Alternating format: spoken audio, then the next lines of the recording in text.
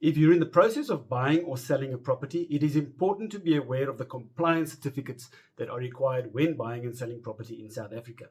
Most of these certificates are legal requirements that must be obtained and handed to the conveyancing attorney before the transfer of ownership can take place, while others are only required if agreed upon between the parties. So let's take a closer look at the most important certificates that a seller will be required to obtain. Firstly, the electrical compliance certificate. So the electrical compliance certificate is a document that certifies that the electrical installations and wiring in the property complied with the required safety standards. This certificate is issued by a registered electrician and must be obtained before the sale of a property can take place. Often remedial work is required before the certificate can be issued by the electrician.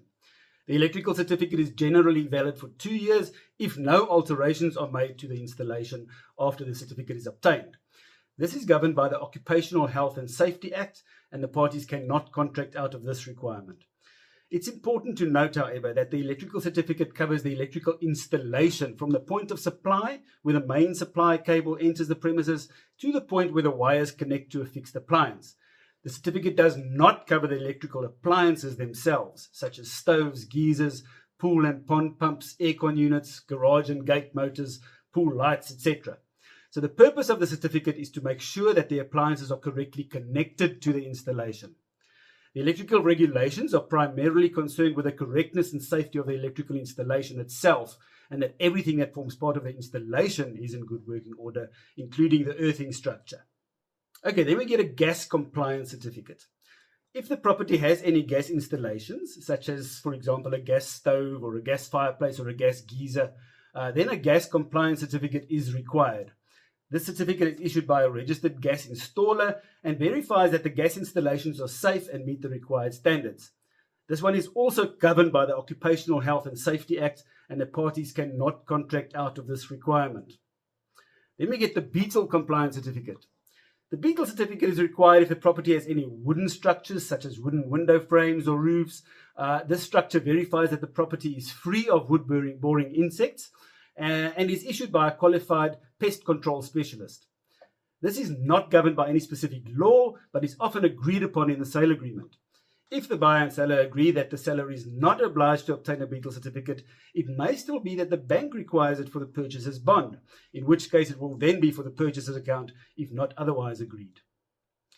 The next certificate is commonly referred to as a plumbing certificate, but is usually applicable to transfers within the municipal jurisdiction of the City of Cape Town, which is to certify that the water installation at the property is in line with the City of Cape Town's water bylaws.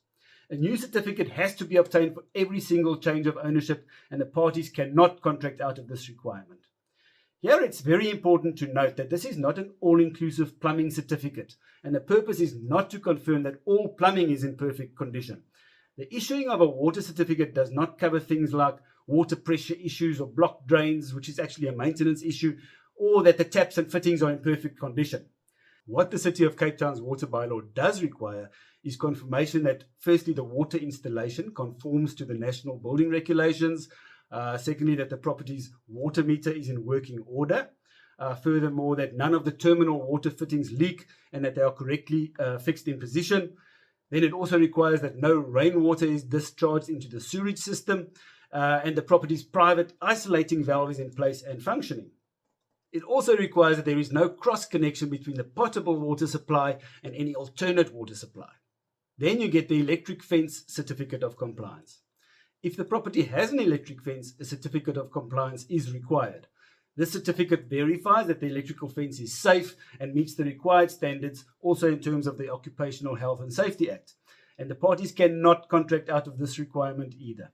This certificate is issued by a registered electric fence system installer and is usually valid for a certain period and can therefore be transferred by the seller to the purchaser. The seller need only provide a new certificate to the purchaser if a change was made to the installation after the certificate was issued, or if the parties agree that the seller must obtain a new certificate. I hope you found this information helpful.